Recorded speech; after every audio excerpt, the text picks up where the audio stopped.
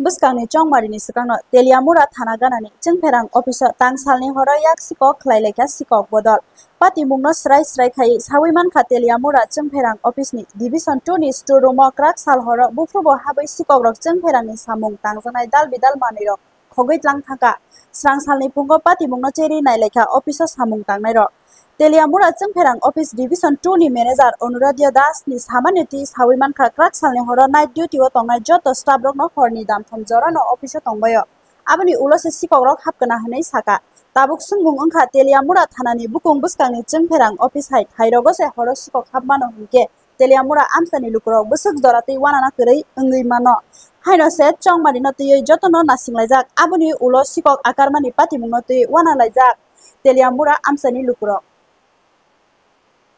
ঘটনাটা আনুমানিক ভোর রাত্রে 3টা সাড়ে 3টার সময় সম্ভবত এই টাইমে যখন আমাদের কোনো স্টাফ থাকে না তখন আমাদের পিছের জানালাটা ভেঙে কিছু চোর আমাদের স্টোরের ভিতরে যে সব মালগুলি ছিল ওগুলি লুটপাট করে নিয়ে যায়।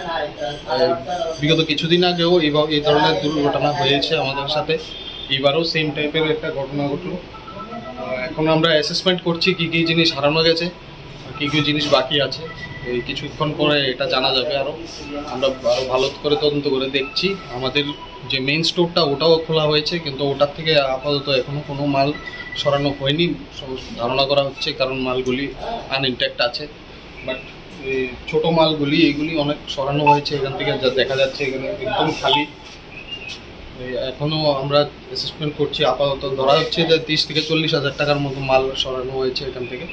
আর আমাদের কল রুমের তালাটাও ভাঙানো হয়েছে, কিন্তু কল রুম থেকে কোনো বিশেষ ধরনের মাল তো সরানো হয়নি, কিন্তু কিছু ছোটোখাটো যন্ত্রপাতি এগুলি সরানো হয়েছে এটা ধারণা হচ্ছে। কারণ আমাদের স্টাফরা আমাদেরকে রিপোর্ট করেছে তাদের কিছু যন্ত্রপাতি ওরা পাচ্ছে না। এখন আমরা জিজ্ঞেস করে দেখবো তাদের কী কী মাল হারানো গেছে, কী কী মাল আমাদের কাছে এখনো আছে। আশা করি আমরা একটা ভালো একটা এস্টিমেট করতে পারবো কী কী ধরনের ড্যামেজ হয়েছে। তো আমাদের সিনিয়র ম্যানেজার আর ডিজিএম সাহেবও আমাদেরকে একটা ডাইরেকশন দেবে কী কী করতে হবে। এটা কি দপ্তর? এটা Teliamura sub division 2 electrical sub division 2। এটা আগে যে ঘটনা হয়েছিল তখন কি পুলিশকে জানানো হয়েছিল প্রিভিয়াসলি।